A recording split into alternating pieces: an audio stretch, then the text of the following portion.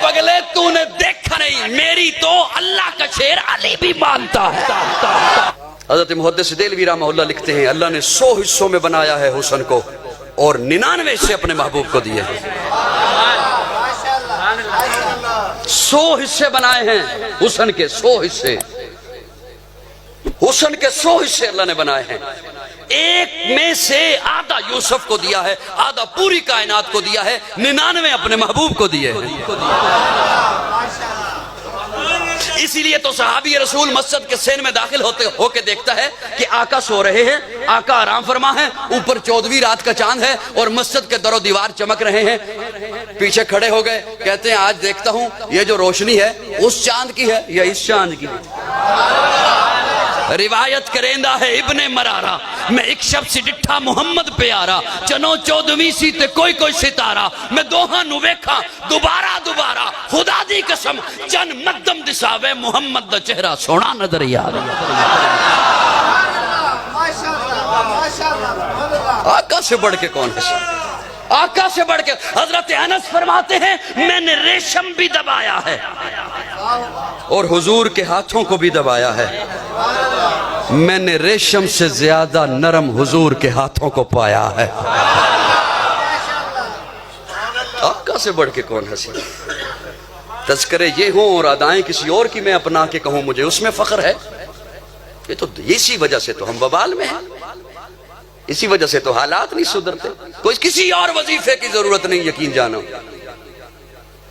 میں ذمہ داری سے بول رہا ہوں، کسی اور وظیفے کی ضرورت نہیں۔ 10% صرف یہ قوم 10% حضور کے طریقوں پہ آ جائے، آج بھی حالات سنور سکتے ہیں۔ صرف 10%۔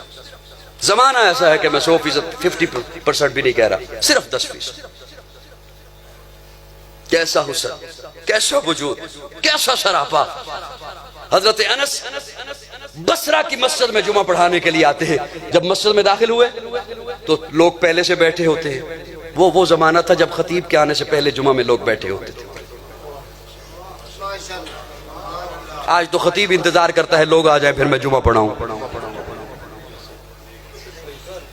لوگ بیٹھے ہوتے تھے اور ان کا رخ قبلے کی طرف ہے۔ جیسے ہی حضرت انس داخل ہوتے تو لوگوں کو پتہ چل جاتا حضرت انس آ گئے۔ خوشبو بتاتی تھی، پوچھا انس یہ خوشبو کہاں سے منگوائی ہے؟ کہیں اور سے خوشبو نہیں لایا ہوں، میں حضور کی خدمت کرتا تھا، حضور کو پسینہ آتا تھا وہ جمع کیا کرتا تھا، وہ حضور کا پسینہ جمع کیا کرتا تھا وہی لگا کے آتا ہوں۔ ایسا سراپا، ایسا حسن، ایسا سراپا، ایسا حسن، ایسا وجود۔ اللہ ہمیں حضور سے محبت نصیب فرمائے۔ یہ تو ہے حسن کی بات۔ اور حضرت مولانا قاری محمد طیب لکھتے ہیں، دارالعلوم دیوبند کے محتمم گزرے ہیں حضرت مولانا قاری محمد طیب، وہ لکھتے ہیں اللہ نے جب حسن سے بڑی چیز جمال بنایا تو جمال کا کوئی حصہ نہیں کیا، سارے کا سارا جمال اپنے محبوب کو عطا کر دیا، سارے کا سارا جمال۔ جنہوں نے پھر یوسف کو دیکھا انہوں نے پورے کاٹے، جنہوں نے یوسف کو دیکھا انہوں نے پورے کاٹے، اور جنہوں نے میرے آقا کو دیکھا وہ پورے کٹ گئے۔ جنہوں نے یوسف کو دیکھا انہوں نے پورے کاٹے مدہوشی میں، اور جنہوں نے میرے آقا کو دیکھا وہ مدہوش تھے انہیں ہوش آ گیا۔ اللہ اکبر کبیر۔ وہ جنہوں نے یوسف کو دیکھا انہوں نے پورے کاٹے مدہوشی میں، اور جنہوں نے میرے آقا کو دیکھا وہ مدہوش تھے انہیں ہوش آ گیا۔ ہوش ایسا آیا، ہوش انہیں ایسا آیا، بستیاں آئیں پار کر گئے، صحرا آئے پار کر گئے، سامنے جنگل آ گیا، جنگل کے کنارے پہ کھڑے ہو کے للکارا، اور جنگل کے درندوں جنگل خالی کر دو، محمد کے غلام آ رہے ہیں۔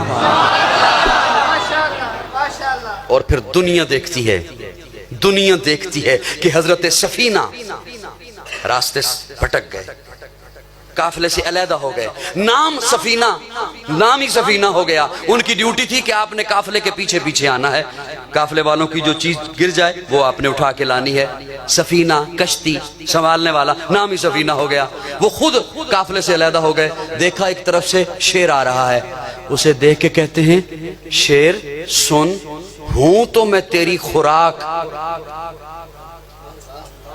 ہوں تو میں تیری، تجھے چاہیے کوئی صحت مند بندہ ملے، کوئی صحت مند جانور ملے، میں اسے کھا جاؤں، لیکن سن میں محمد کا غلام ہوں۔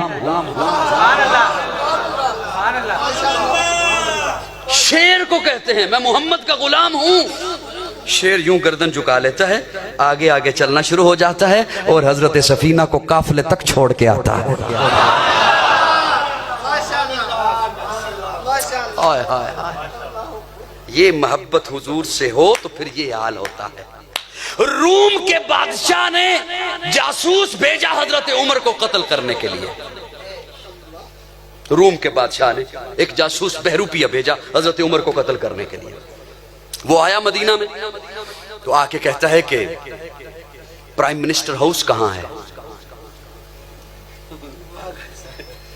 حاکم کو ملنا تھا نا، پروٹوکول کہاں ہے؟ کہ یہاں تو کوئی پروٹوکول نہیں۔ کہاں ہے آپ کا امیر المومنین؟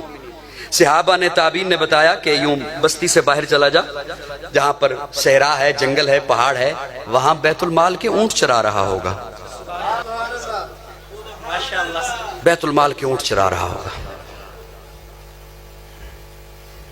وہ وہاں پہ پہنچا اور دیکھا ہے واقعی حضرت عمر کبھی اونٹوں کو ادھر سے ہانک رہے ہیں، کبھی ادھر سے ہانک رہے ہیں۔ اس نے سارے ماحول کا جائزہ لیا۔ وہ جاسوس ہے، بہروپیہ ہے، اور یہ ڈیوٹی کسی عام بندے کو تو سونپی نہیں جاتی، انتہائی چالاک ہے۔ اس نے سارے ماحول کا جائزہ لیا، اسے ایک گھنا درخت نظر آیا، اس نے خیال کیا کہ حضرت عمر سستانے کے لیے اس درخت کے نیچے آ کر لیٹیں گے۔ وہ اس درخت کے اوپر چھپ کر بیٹھ گیا۔ اتفاق سے حضرت عمر اسی درخت کے نیچے آ کر لیٹے۔ یہ اب اس انتظار میں ہے کہ ان کی آنکھ بند ہو میں حملہ کروں، یہ نیند کی آغوش میں جائیں میں حملہ کروں۔ یہ سوچ ہی رہا ہے کہ ایک طرف سے ایک درندہ نکلا، یہ خوش ہو گیا۔ اس نے کہا جو کام میں نے کرنا تھا وہ درندہ کر دے گا، مجھے کچھ بھی نہیں کرنا پڑے گا، میرا کام ویسے ہی ہو جائے گا، جو کام میں نے کرنا ہے وہ شیر کر دے گا۔ حضرت عمر سوئے، درندہ نکلا، شیر آیا، یہ خوش ہو گیا کہ جو کام میں نے کرنا تھا وہ یہ کر دے گا۔ علماء نے لکھا ہے جتنی دیر تک جناب عمر سوتا رہا، شیر اس کے ارد گرد گھوم کر پہرا دیتا رہا۔ حضرت عمر اٹھے، شیر نے سلام کیا، ایک طرف کو نکل گیا، اس نے اوپر سے چھلانگ لگائی، ہاتھ جوڑ کے کہتا ہے اشہد ان لا الہ الا اللہ واشہد ان محمد رسول اللہ۔ اے عمر، تیری جنگل کا شیر بھی مانتا ہے، تیری جنگل کا شیر بھی مانتا ہے۔ آئے میں اپنے وجدان میں ایک جملہ بول رہا ہوں، ارے عمر تیری جنگل کا شیر بھی مانتا ہے۔ جناب عمر نے کہا ہوگا میرا تخیل ہے، او پگلے تو نے دیکھا نہیں، میری تو اللہ کا شیر علی بھی مانتا ہے۔ جنہوں نے حسن پیغمبر دیکھا انہیں ہوش کیسا آیا؟ بستیاں آئیں پار کر گئے، صحرا آئے پار کر گئے، جنگل آئے پار کر گئے، سامنے دریا آ گیا، گھوڑے کی لگامیں اٹھائیں کھینچی، گھوڑے کی ٹانگیں اٹھائیں دریا میں رکھ دی۔ ہوش ایسا آیا ہے حضور کے غلاموں کے کہ اب انہیں دریا بھی نہیں ڈبوتا۔ اسی لیے تو پیر نصیر الدین بول اٹھے کشتیاں ساحل پہ اپنی وہ لگائے ہوئے ہیں، کیا وہ ڈوبیں جو محمد کے ترائے ہوئے ہیں۔